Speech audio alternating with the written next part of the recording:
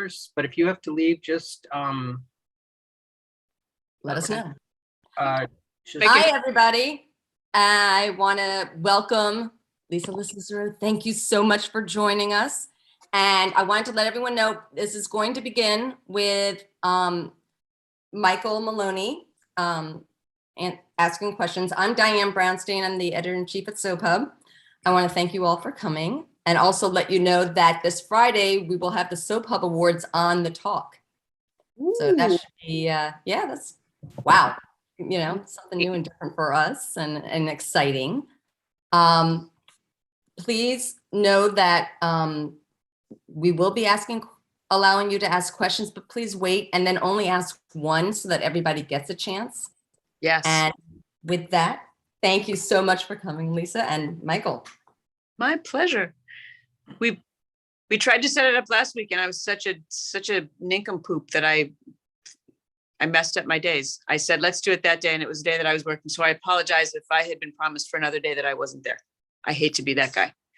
I'm normally not that guy. You are never that guy because from what I understand, things are very fluid in today's world. And you guys are all just, the fact that that's putting it mildly. I marvel in the past that you guys get out a show a day, and now the Herculean conditions under which everyone's working just have me beyond impressed. I mean, what a well-oiled machine, and I don't think daytime gets the credit it's due. Well, you know, it really never has, but we've come to accept that. We've come to accept that for what it is. We talk amongst ourselves and say those things about, like, you know, those actors that are like, those soap opera actors are a bunch of, like, you know what? If you put your favorite biggest actors and you gave them, you know, no rehearsal and one take with a script that they had to memorize the night before and made them do perhaps 40 pages a day, let's see how great they are in every scene. So let's just see. Amen. And I'm just saying. When you started out on Loving in the City, a half-hour show in New York, did you have a dry block? Oh yeah, block. Everyone got there first thing in the morning and blocked in the rehearsal room, and then you sat there until it was your time to shoot your scenes, and then you all went home at the end of the day. But it was new for it to switch. I think they even did that when I was on One Life to Live. It wasn't until I was on General Hospital that it was that sort of like you're coming in when it's your time to work, kind of, which you see less of your castmates is the downside. But, you know, we live with that. You're also, there are days when I, you know, roll into the studio at 7 o'clock and I'm out by 10 and I've shot 2 episodes of television. So they're not jobs that you can say that about. My hat's off to the schedulers and the people who keep it off. Can't even imagine what they must be. What was it like when you were on Loving and the show was transitioning to the city? Because there was a lot of anticipation about that show, given that it was doing innovative camera techniques and such. It was so exciting for us. And I was young at the time. And I didn't know any better. I think I've said this before, like we were all young kids that were so excited to be in New York and have a job and have this new exciting show that was coming up. And I think in retrospect, we were probably not as sensitive as we could have been to the fact that the other show was being dismantled. A lot of people were losing their TV show family, were losing jobs that they'd had, you know, for 20 something years, and that all was coming apart. We were just like, Yahoo, we're gonna have a great new show. Da, da, da, da, da, da. And I think if I were to be able to go back and counsel my younger self, I might have, I mean, not that I was like running through the halls with a trumpet laughing at people or something, but I mean, there probably would have been an extra level of sensitivity I could have had I had more maturity at the time. We were very, very excited to be part of this new show that was, especially for me, who'd been watching ABC daytime since I was practically a baby. And I think this is funny, interesting. I was actually watching the very first episode of Loving that ever aired, just randomly. It happened to be on. I was like in my house, like seeing the very first episode of a soap opera where the groundwork all is laid, is like Who can say that? And I remember there was a girl named Lily playing the piano in like a Victorian blouse. I hope I didn't imagine this. And she Nope. had like a little unicorn. And there was like an evil man looking at her in a mansion. That's the thing I remember. That was what I remember from like the first episode of Loving, which then became the first show that I was ever on TV. So That's amazing. That's Isn't that- fantastic. So you grew up an ABC watcher? oh yeah, the other ones did not even exist for my family. Isn't that amazing? Didn't exist. Yeah. Like people kept their TV on a channel and then that was it. Well, certainly when you're like 9. It's like, yeah. I mean, the Phil Donahue show and the whole 9 yards. I watched TV all day long. I watched TV all day long is the point. I remember you were on at that time, Heavy in Story, where it was all coming out about Gwyneth being the killer on Loving, and what a tour de force that was. Do you remember watching Christine Tudor? She's so great. Yeah, so great. I remember that all coming down. I mean, I remember for a while, nobody knew who was going to be the next one on the chopping block. I remember Trisha in the Cape. I remember Jeremy being covered in paint. Yeah. concrete, like Han Solo, kind of Yep. in the Yep. cryptid. Yeah. Oh, Do you- and Cabot and Isabel with the poison candles. I feel like maybe I know.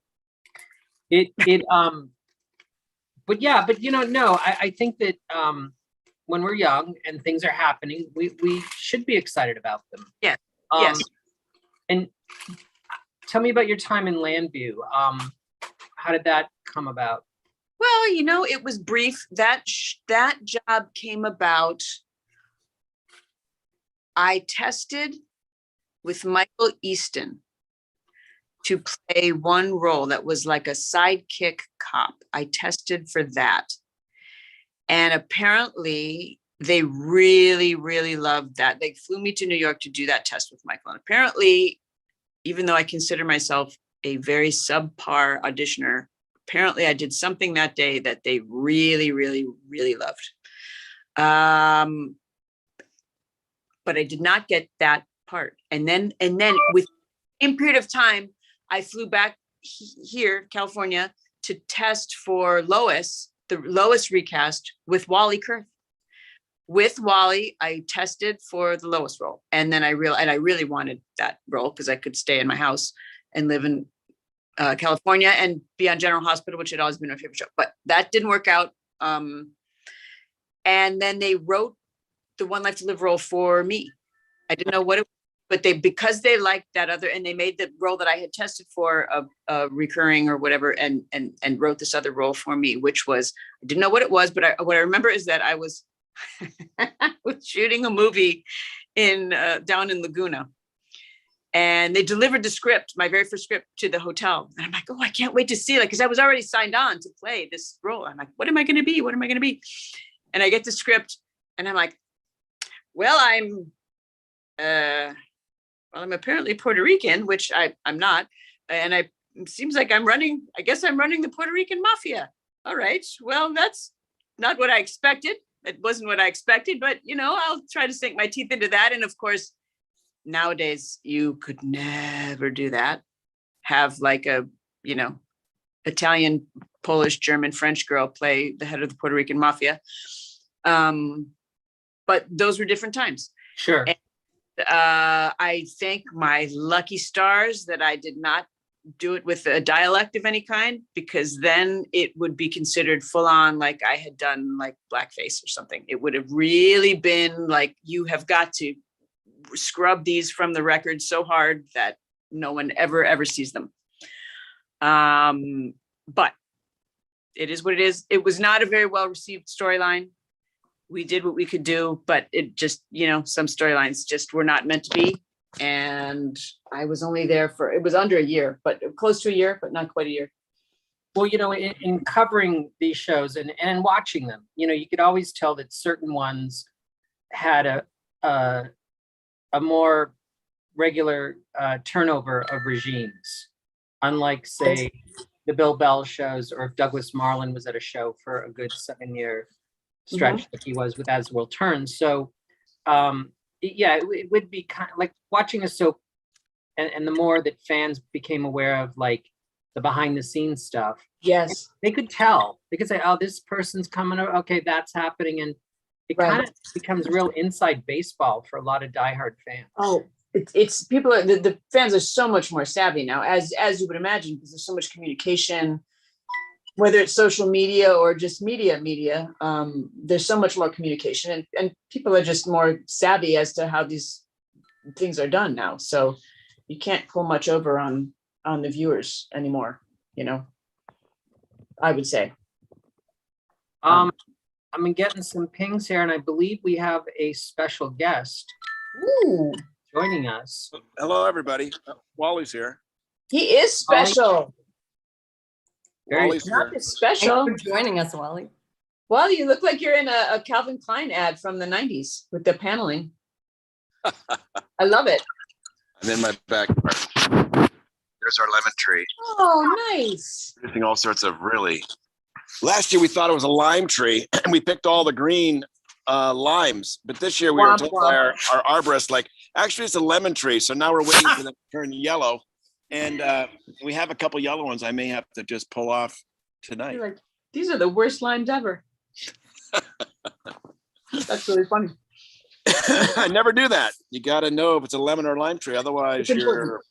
you're basically pulling off very, very. Aphorisms by Wally Kurth. You got to know if it's a lemon or a lime. Yeah, that's right. I like Hi, that. everyone. Hi. Wally, thanks so much for joining us. You guys, and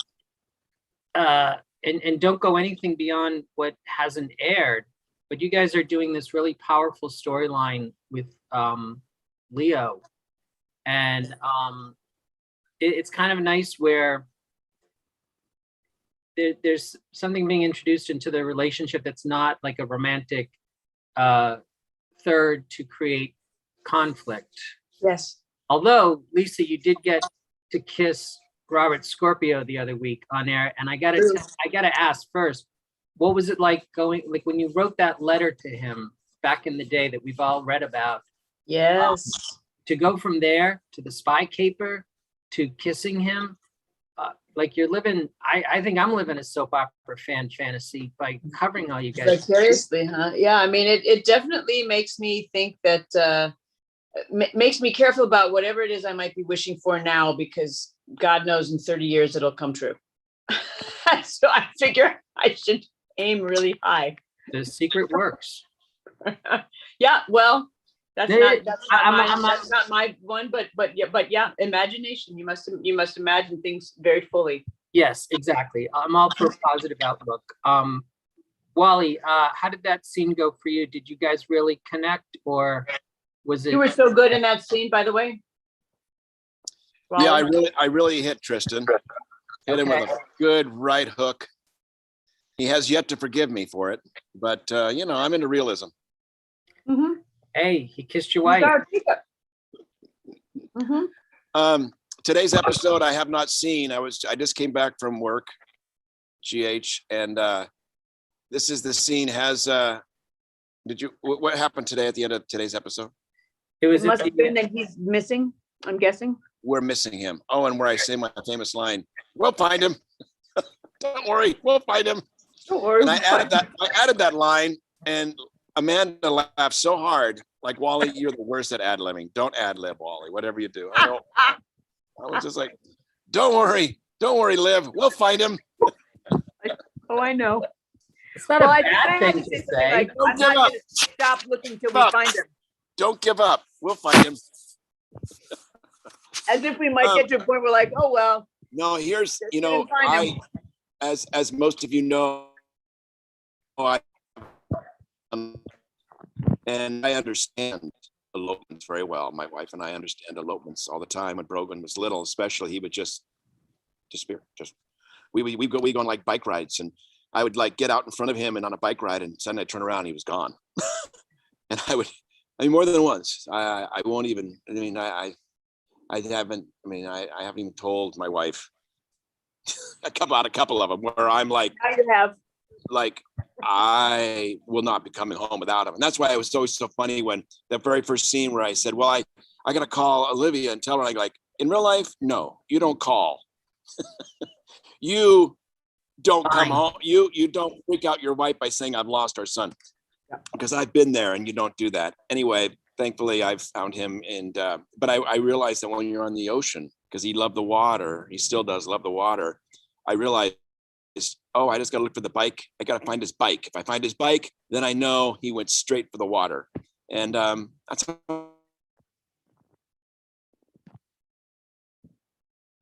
You're freezing on me.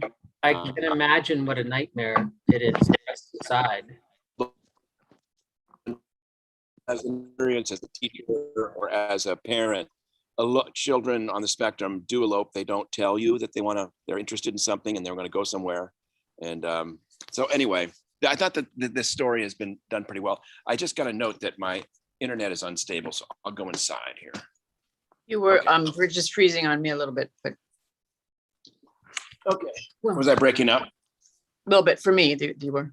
Yeah. I think I'm outside, so maybe the internet's a little stable. Anyway, I'll stop talking now. The little boy who plays Leo is such a good little actor, and I love that Yes. his middle name is Rocket. It's like Yes. the coolest name it's like a soap opera name. Yes. Yes, and it was important that they cast someone that had been diagnosed as being on the spectrum. That's part of not just protocol, but I guess in integrity in casting nowadays. But you want to make sure that it's someone who can handle what's going to be thrown at them, and it's not going to be like torture for them. It could, Right. because what happens on a set is exactly what probably if you're on the spectrum you're not going to enjoy. So you have to find the right person, and he really is. One of the biggest adjustments I think General Hospital fans had to get used to, even though I took it as a good sign, is when they redid the mansion, and the front door kind of went over to the kitchen, and it looks like it must be tremendously easier to block. I don't have to worry about the blocking. I just do what they tell me. But yes, I love that set. I think it's pretty. I mean, that door gives me and everyone else endless trouble, whether it's like makes fart noises or sometimes you can't open it when you want to or whatever. But those things aside, I love the way that set works right now. And I think it's beautiful too. And like you say, when they spend money on a set, that means you're going to be spending time in it. Right. I said to Leslie, I said, you know what? There's a lot I could feel like, because I'm a stickler for tradition and nostalgia and continuity. But yeah, it means that we're going to see it a lot if they're going to spend the money on it. I'm hoping. Yeah. And this new Nooks. Oh, I don't know if that might not have aired yet. The Quartermain. There's a new sort of quasi kitchen set that's very cool, that has like a coffee and tea station near the fourth wall. I'm like, oh, this is the modern day-to-day version of like, everyone can't be pouring themselves a glass of brandy at 10 o'clock in the morning. I'm going to make a cup of tea or pour someone a cup of coffee. That's very clever. Yeah. So, yeah. That I've liked. Oh, I'm back. Hi. I lost us. Okay. I like your wallpaper. Yeah. Thank you. My wife wants to change it. I'm like, why? I like it. Well, Lisa likes it, but I don't count. Changes it. She's, well, it's been like a few years. I don't know. Let's not talk about the wallpaper. I'm sitting in front of my bed. If I'm just trying to room rate me, this is the end of my bed. It's not very classy looking, I'm sure, but whatever. Wally, how do you find the historical accuracy on the show? Because I know when Jimmy Lee's son showed up, I thought I'm finding this all to be pretty historically accurate from back in the day. Do you find that it's fairly congruous with the history points? I just missed Jimmy Lee Holt. Right. I came in 91. I think Jimmy Lee left in like 89 or 90. I think it was right before I joined. But Leslie told me that it seemed pretty accurate. I know he was around. What's the name of the actor? Steve Bond. Yes. Steve Bond, I remember he was on the show when I was on days. Right. I remember he wore tight jeans. That's all Oh, I yeah. remember. Like He was- like Magnum PI type. He was a hunky guy. Yeah. He was a hunky guy. He Put was on a like soap? the quintessential TV hunk. Mhm. There you And go. now, back in those days, I always tell people that, you know, the younger actors today are all in great shape. You know, they all go to the gym, they all work out. And back when I was starting out, we weren't all going to the gym. I mean, I wasn't doing that. I mean, there was a couple of actors on our show. I remember Emilio, the guy who played Emilio, Billy. Oh, Hudson. sure. He was a workout guy, but no, not everybody was doing it. And now it's just expected. Everyone needs to be in shape, you know. And Steve Bond was ahead of his time. Yeah. Mhm. Mhm. What was your take on Ned dropping the Ashton and going with Quartermain? And I believe his legal birth name is Edward Quartermain. Ned is a Yes. nickname. I loved it. I love that story. I always thought Ashton was weird. In fact, when I'd run into people on the street, they even say like, "Oh, you're Ned Quartermain." So they always thought of me as a Quartermain anyway. And I'm like, well, no, actually, it's Ned Ashton. And then but my father I never even played with my father. And then they brought him back, and for a little while. So I was really glad that they finally just made me a Quartermain. And yeah, and also I was Ned, which is Edward. Mhm. So in a way, I'm, definitely the lineage wise, the same name, Edward. I don't know if I wouldn't be Junior though. So I was just Edward Quartermain, but the same. I think we had Edward Lawrence Quartermain, and I believe it's the same as my grandfather. Is that, I always thought the L and ELQ was for Lila, but that was not true. It is. It is? Yes. I thought Lila, Edward's name yeah. was. That's what I heard. I'd like to think that. I mean, it's certainly fitting and appropriate. What was Anna Lee like? Did she have some stories about The Sound of Music and Hollywood films in the golden age? Well, remember when old Ned was really into singing? Sure. And we did. I came rolling into the kitchen. We were just talking about the kitchen. We have the Quartermain Nook kitchen is now part of our sets. And I was explaining that we used to have a kitchen. Well, when we did have a kitchen years and years ago, I remember strolling in with my guitar. Claire Levine loved me singing, so she wrote this in where I come in singing the Red River. And at that, in the scene, it's written as Lila saying that Gene Autry was her favorite cowboy. And Anna Lee just did not want to say that. Gene Autry. And she wanted to say John Wayne, because John Wayne was a friend of hers. And let's face it, John Wayne was more the quintessential cowboy than Gene Autry, who was, of course, the singing cowboy. Sure. Not all cowboys sang, but if you were going to have a singing cowboy, it was either Roy Rogers or Gene Autry. Right. So, I mean, I've never seen Anna Lee fight for a line in her life. She pretty much, like, as written, this is what she's going to say. But that dear heart just did not want to say Gene Autry. And they said, well, how about Roy Rogers? And that was even worse. No, I want to say my favorite cowboy is John Wayne. And I remember Francesca or one of the producers came out and said, I mean, Anna Lee, you've got to say Gene Autry because he's singing a song that Gene Autry sang. And so this is what the story is. So she ended up singing Gene Autry. But if you ever see this quote, maybe it's on YouTube somewhere, if you ever see her performance, she just, Gene Autry looks away like Gene Autry. I always hated him. She said it like a question. I mean, she was not declaiming it was her favorite cowboy.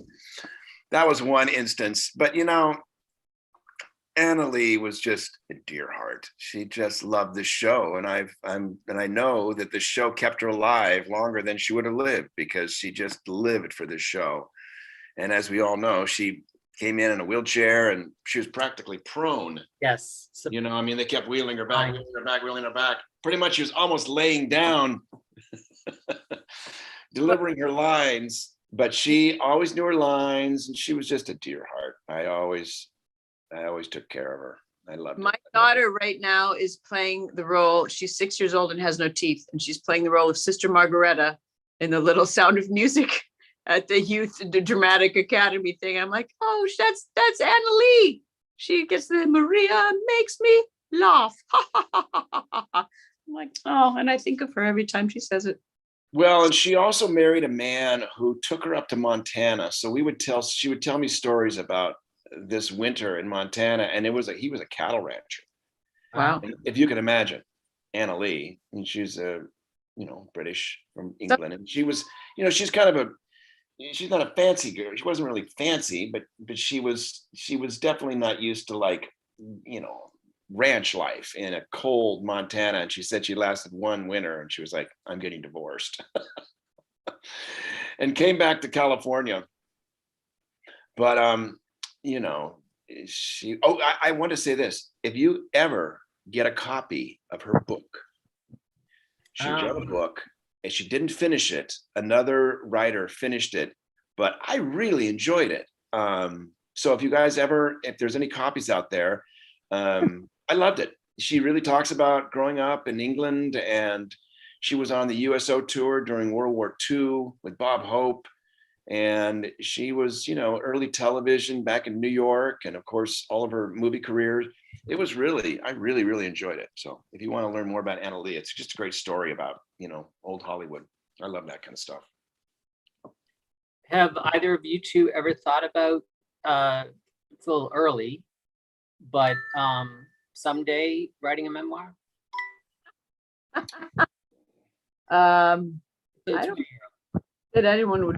don't think I have enough to put in a book that anyone would really want to read. That they have, certainly nothing that I haven't said in every soap opera magazine or on Twitter. But who knows? Maybe someday I'll do something extremely crazy that will give me something to write a book about. Michael, I've lost my my memory. I mean, I remember lines, but I can't remember names. Who was that lovely actor who was on Santa Barbara, and he played Edward at the very end? Played Edward, a version of Edward. Jed Allen. Jed Allen. Very good name. Lovely man. I remember I was out at Sportsman's Lodge, and we were doing a General Hospital weekend, and he had just written his memoir. Yeah. And he had all these books, and he was just like, I remember, like, hey, Wally, can I, I'm just giving away my books at this point. And I said, sure, you can come to my event and give away your books if you want, or sell them or whatever. And he was like, great. I mean, I probably have maybe, it would be a lot of work. And I'm not sure I have really, I don't know. And especially in this day and age, social media and, Instagram and, singing, I don't know. I better answer your question. I have not thought of that. No. I don't think I'm for it, unless I live to be 110. Yeah. And people are saying soap operas. What are soap operas? Then I will go, I'll tell you what a soap opera is. These four will still be around if I have anything to say about it, which might not be much. Tell me about you guys when you perform on the Nurses Ball together. Lisa, you are fantastic on that, because Wally is an incredible performer. Yes, no, yes. And you like do great duets. You're just. I have enjoyed every moment of it, and I have to say, Wally is so supportive and helpful and wonderful and lovely, and it is that only that makes me able to sort of get up. And I have to keep reminding myself, I'm supposed to be a nice lady that's doing a charity event in a town in New York. I'm not supposed to be Mariah Carey. I'm not getting out there to sort of prove to the world my vocal prowess. I can sing, I mean, I can carry a tune and whatever, but it's like, I'm not supposed to, be Maria Callas or something. So in that regard, I just go out there and have fun. And Wally really, really helps. And it all depends also on what the song is, whether I can sing it or not. Wally can sing anything, but hopefully I don't know that we're going to perform this year, but if we do, I'm always just have my fingers crossed that it's something that's easily in my vocal range, which some of the songs have been and some have not been. So that's. Did you just drop Maria Callas's name as someone that That I like? that you can't sing like? Yeah. No, it's true. You gotta, Nurses Ball. It is an amateur show that's trying to raise money for the hospital. So if you keep that in mind, it's all good. Yeah. And you're always good because you're really a singer. He's the Pirate King on Broadway, for God's sakes. Yep. Well, again, every now and then I'll look at a past Nurses Ball from the 90s. And of course, like it's off the charts with the production values. And I'm sure they were shot all day. However, I got to be honest, I find that the more recent ones are just as entertaining, have just as much fun and musicality and joy. It's scaled down. It's nonetheless entertaining. Oh, good. That's good to hear. How have you? I know the old Nurses Ball had, they were really rooted in, they were always done around AIDS Awareness Day. And, we had the AIDS quilt back behind us. We had a lot of wonderful men speaking. And it was just, it was really grounded in that wonderful, heartfelt, heartbreaking era of America. And it doesn't, the new ones don't resonate that much about, the AIDS awareness stuff. But I do think that, we don't have rehearsed as much as we used to. And I believe that we used to sing live. I know I used to sing live. Oh my God. And that doesn't happen anymore because we really just don't have time. If I screw up or we lip sync it for the most part. And I was looking at old episodes. Sometimes people bring up my old performances on Days of Our Lives when I sang a lot on there. Oh, sure. And I don't think I ever lip synced on that show either. I think I always sang live the track. And in fact, whenever my character played the piano, Marty Davich, our music director, was actually off camera, just like 10 feet away, playing the piano. And I would be singing it and hearing the piano that he would be playing. It's kind of a cool production. I mean, love songs on soap operas and pop music were often used as effective story devices. If you couldn't tell someone you loved them, you could sing it. Yes. And two characters. I love that you're smiling, Lisa. You know exactly what I'm talking about. Two characters trapped on the other side of the room and they can't love each other because there's either a surprise pregnancy or, the mob is going to do it or some big villain. But then they can sing to each other or one can sing to the other. And the audience is screaming at their TV. She loves you, you dummy. Listen to the song like we are. And I think that's like a golden age of soaps. Yeah. I'm so excited now that we don't always get to have anymore. Yeah. That's very true. I'd certainly, Give Me Wings. That was exactly how it was done. And it's a song that people to this day always, I still get letters about it. And just that it was a really powerful, that was it. I was, Adrienne was a very wounded young lady who I was only really able to sort of enter her world by singing this song and telling her that I'll give her wings, that I'm not gonna that I'll give you the space that you need until we can come together. And so that was a perfect use of a song and characters that and in fact I think it was so successful that of course just keep throwing them at him. That was the beginning of an onslaught of probably 10, 15 songs I sang after that, Sure. which was really fun. But, it was, I don't know if I want to say we overdid it, but we certainly didn't underdo it. The old, that trope of singing my feelings. Oh, someone's screaming. Yet there was one soap opera that played it like every not Days or GH, but they play a love song every single day. It's like, look, you got to make it special. Like you got to give it a little time you got to do that slow burn. That's another thing that that soaps don't do as often for a variety of reasons. But I do notice that the story with Leo, they are doing a bit of a slow burn in that they're unfolding this story slowly, where Olivia, in fact, only recently did she say out loud, and I thought that's been interesting. What's your take on the pacing of this story thus far?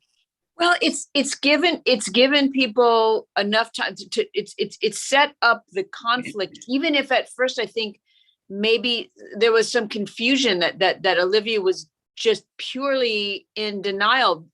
They did give me one really great episode where Olivia really explained it's not that I just don't want my child. I think he's great the way he is, and I don't want to go down a path where he's feeling like he's less than if it is not necessary.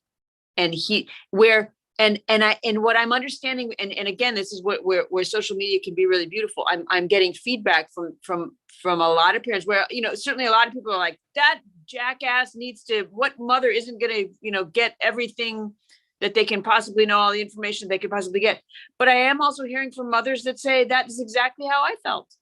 So you have to really I think they're really doing a good job of putting out all the different the different possibilities of a response to the possibility that right, your child might not be neurotypical. And I mean, and there's a problem. There's as many responses as there are people on the planet. You know what I mean? And you have to show them all. I mean, we all know that Olivia is someone who loves her children more than anything. And it's not going to be like, oh, I'm not sure if I want this guy anymore. It's just, she wants to. It's so important to her that everything be for her children the best that she can make it. That it's incredibly stressful. She wants to do the right thing.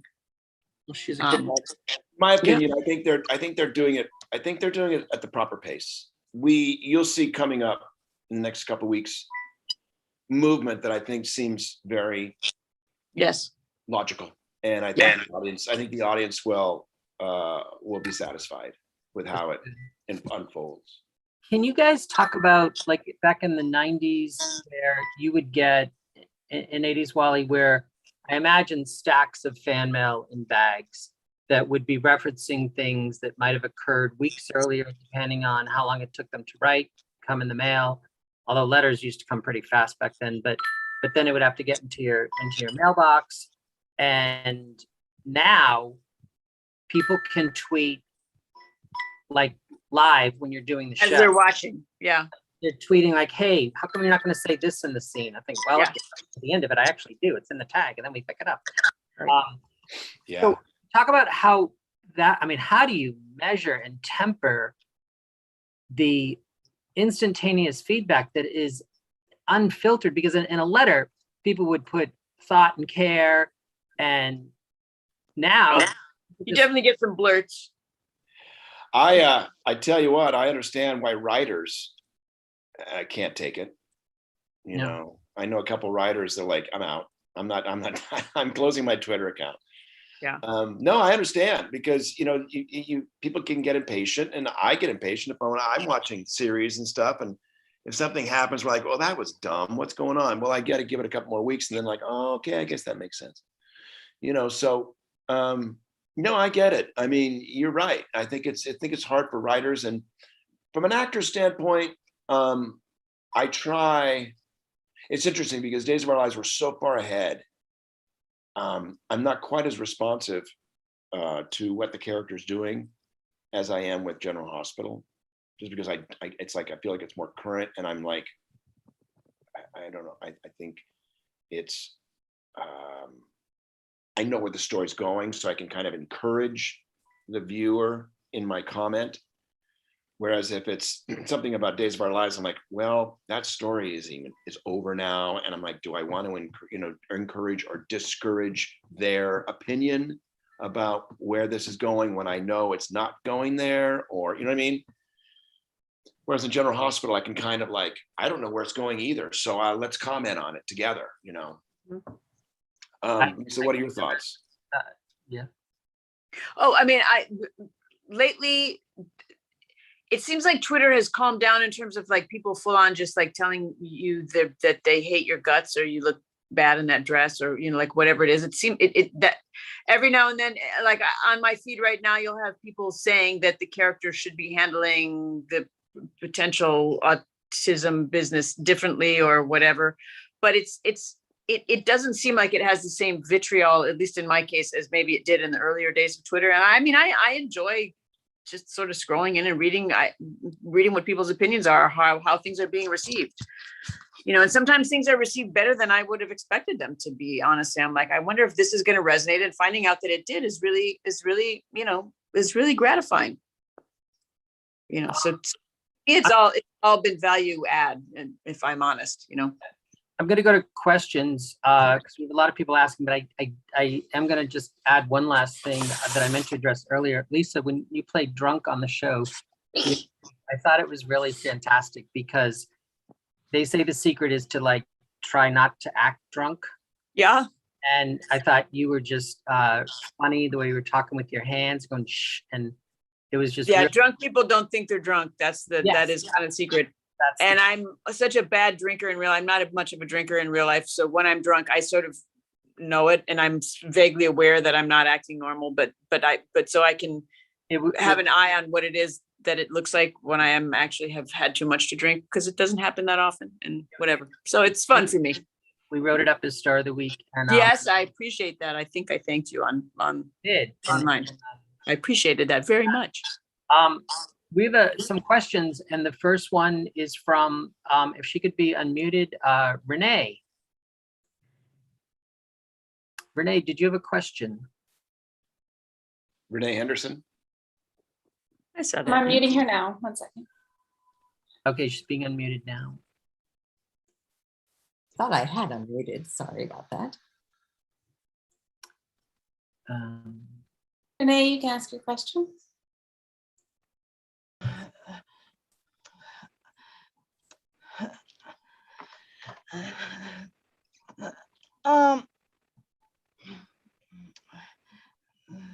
You okay, Renee?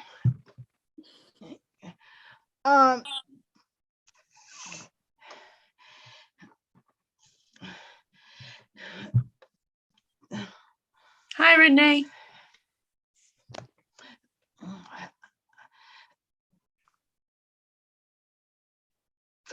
I love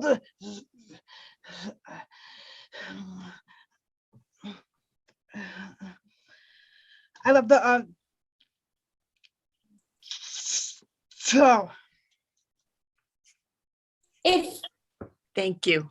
Renee, if you'd like me to jump in, I think you were going to ask what it's like to work with everyone on GH. Does that sound correct? yes, Okay. Thanks, Zach. please. What's it like to work with everyone on GH? Yes. First of all, hi, Renee. It's nice to see you. You know, I personally, I'll answer for my own self. It is such a wonderful working family to me. I feel honored and really appreciative every day when I'm there that I have these wonderful people that are like families, people like Wally that I can, because you have to be very vulnerable sometimes when you're doing scenes, and people that you can feel safe around, to be this kind of vulnerable character. I feel really blessed. That's the best answer that I can give to that question. We have a really wonderful group that has become like a family, I think, to all of us. Wonderful. Next question.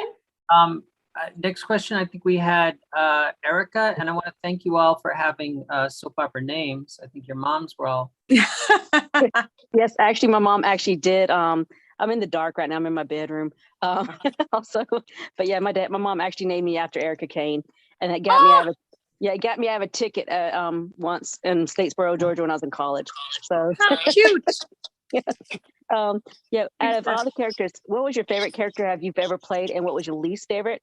And for years, I've been wondering. I know this is one of the second little part, but when the characters are married, are y'all wearing, like, especially the men, are y'all wearing your own wedding bands, or y'all have actually costume bands that you wear?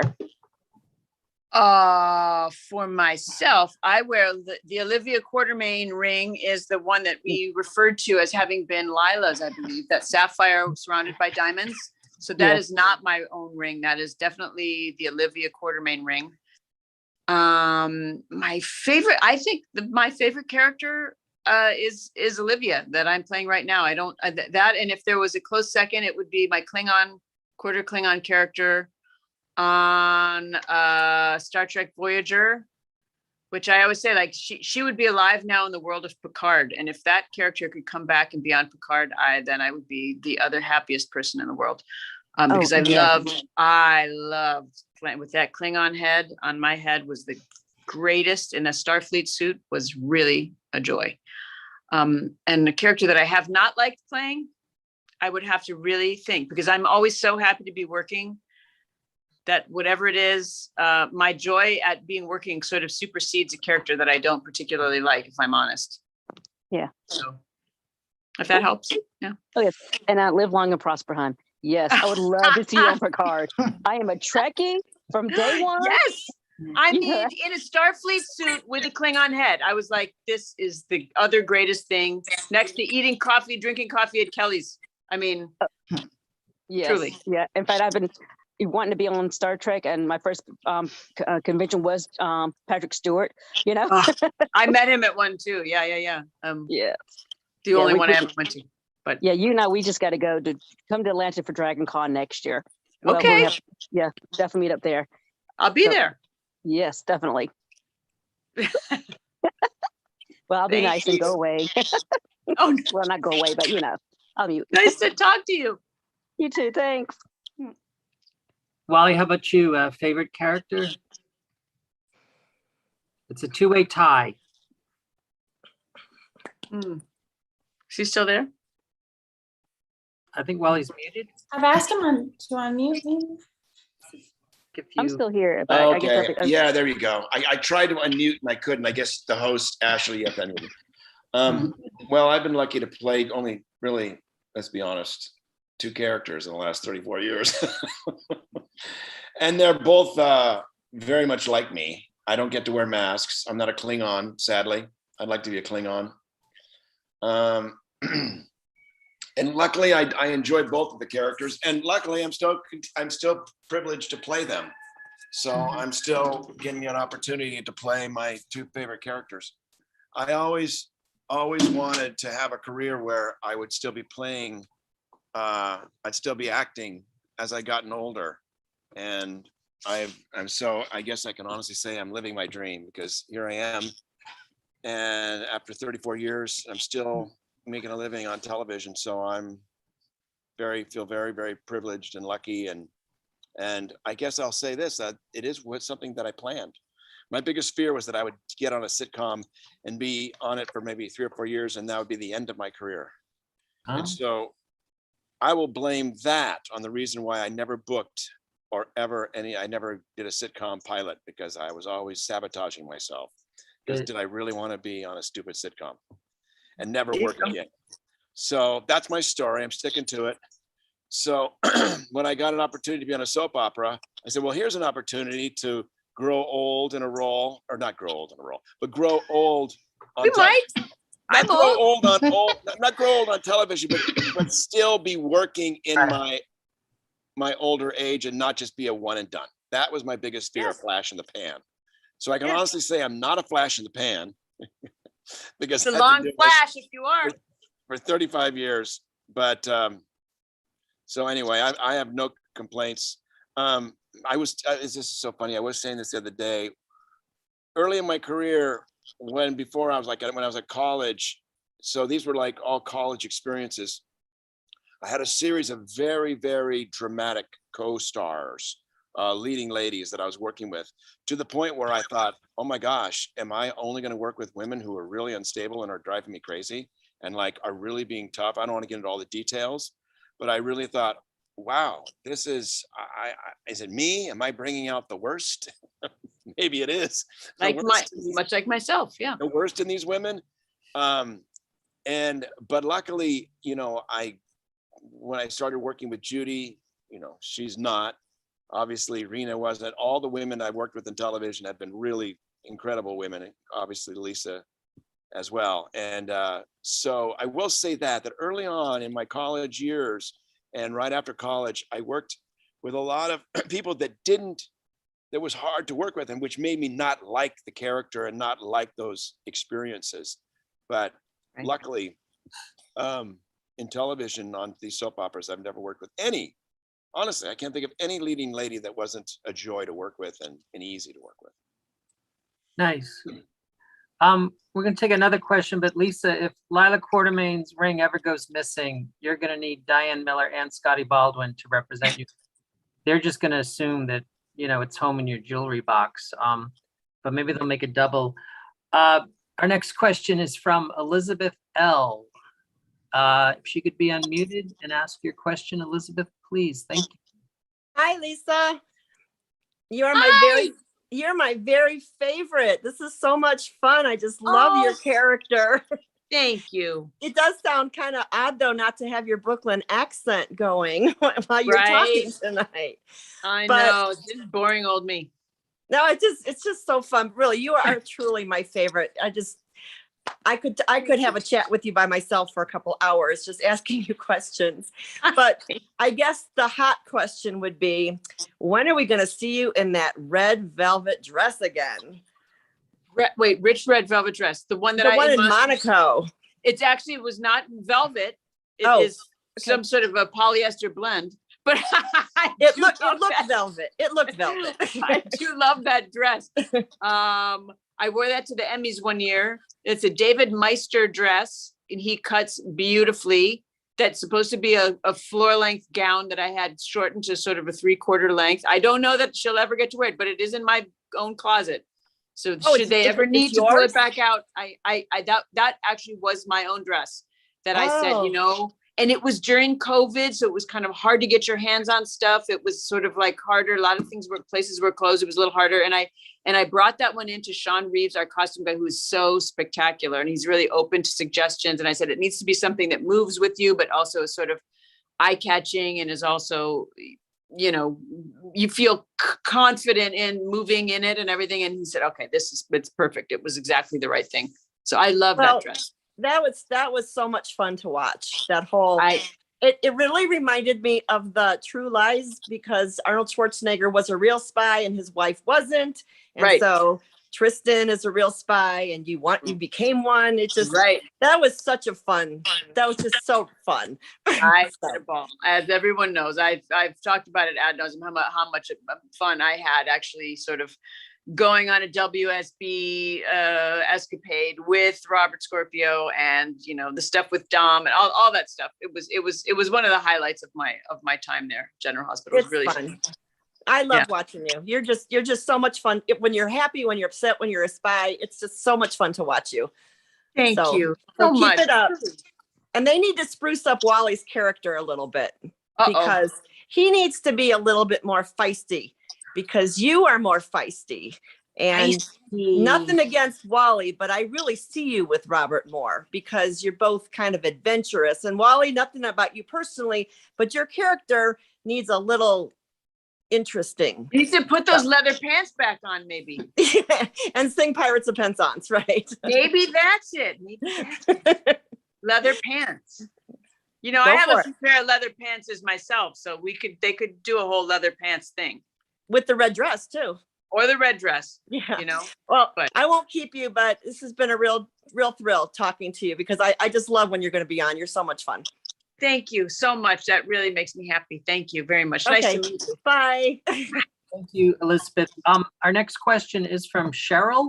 Cheryl, if you could be unmuted and please go ahead and ask your question. Hi, Wally. Hi, Lisa. Hi. How are you? I'm good. Good to see you. Good seeing you too. Well, my question was already answered. I just wanted to know what it was like kissing Tristan Rogers, knowing that you were a fan back in the day.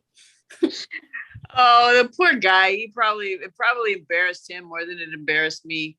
But yeah, I mean, and now certainly with like the COVID protocols, we're all like tested about 8,000 times. And now a person stands there with a baggie, a cup, and Listerine that you sort of wash your mouth, which honestly, really, you should do that during all soap opera kisses, but it has only occurred during the COVID.